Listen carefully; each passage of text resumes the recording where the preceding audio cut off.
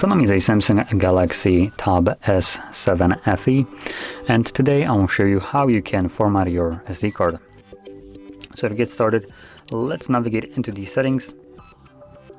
From here, you want to find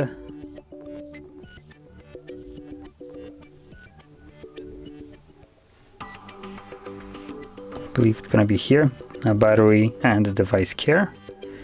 And yep, we have our storage right here, so you're going to click on it. And in here we're looking for SD card, so we need to just swipe this. There we go, and you can see your SD card. Click on the three bars or three dots right here, go to advanced, and there we go, there is our SD card at the bottom. So once you tap on it, you can see there is the format option, so simply click on it. It gives you this pop-up right here, format this SD card.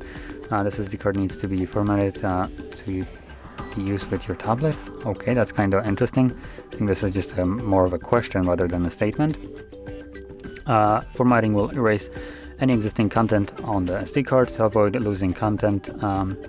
Back it up before you format. So obviously this will remove everything from it, and if there's anything on that card that you'd like to keep, music, photos, data, anything like that, do make a backup copy of it somewhere else.